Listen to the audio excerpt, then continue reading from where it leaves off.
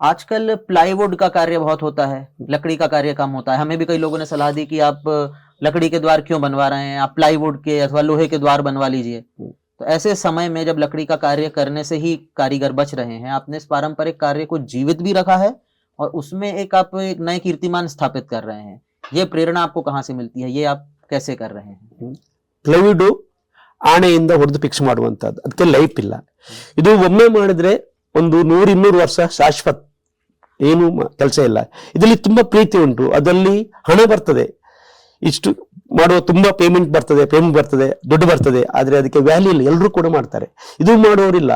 ಇದು ಕಾರ್ಪೆಂಟರ್ ಕೆಲಸ, ಈ ಕೆತ್ತನೆ ವರ್ಕ್ ಮಾಡ್ಬೇಕಾದ್ರೆ ಒಂದು 15 ವರ್ಷಕ್ಕೆ ವರ್ಕ್ ಕೆಲಸ ಸ್ಟಾರ್ಟ್ ಮಾಡ್ಬೇಕು. ಅವನು ಒಂದು SLC PUC ಮಾಡಿ ಅವನು ಕೆಲಸ ಕಲಿಬೇಕು. ಆ ಕೆಲಸ ಮಾಡಿದಾಗ ಮಾತ್ರ ಅವನಿಗೆ ಕೈ ಎಲ್ಲ ತಿರ್ತದೆ, ಏನು ಡ್ರಾಯಿಂಗ್ ಮಾಡ್ಲಿಕ್ಕೆ. ಹಾಗೆ ಚಿಕ್ಕ ವಯಸ್ಸಲ್ಲೇ ವರ್ಕ್ ಸ್ಟಾರ್ಟ್ ಮಾಡ್ಬೇಕು. ನಾನು ಹೋಗಿದ್ದು ಯಾವ ಕ್ಲಾಸಿಗೆ ಹೋಗ್ಲಿಲ್ಲ. ನನ್ನ ಮಾಮ, ನನ್ನ ಅಪ್ಪ, ಅಜ್ಜ ಅವರೊಟ್ಟಿಗೆ ಕುತ್ಕೊಂಡು ವರ್ಕ್ ಮಾಡ್ತಿದ್ದೆ. ಟೈಮ್ ಎಲ್ಲ ನಾನು ರಾತ್ರಿ ಎಲ್ಲ ಮಲ್ಗ್ತಾ ಇಲ್ಲ.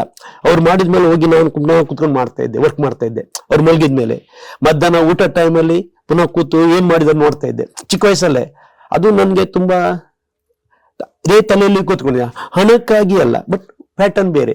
ನಿಮ್ಮಲ್ಲಿ ಈಗ ನಾನು 3 ಬಾಗಿಲು ಮಾಡಿದ್ದೇನೆ, 3 ಡೋರ್ ಉಂಟು, 1 2 3, ಈಸ್ಟ್ ಸೌತ್ ನಾರ್ತ್ ಡೋರ್.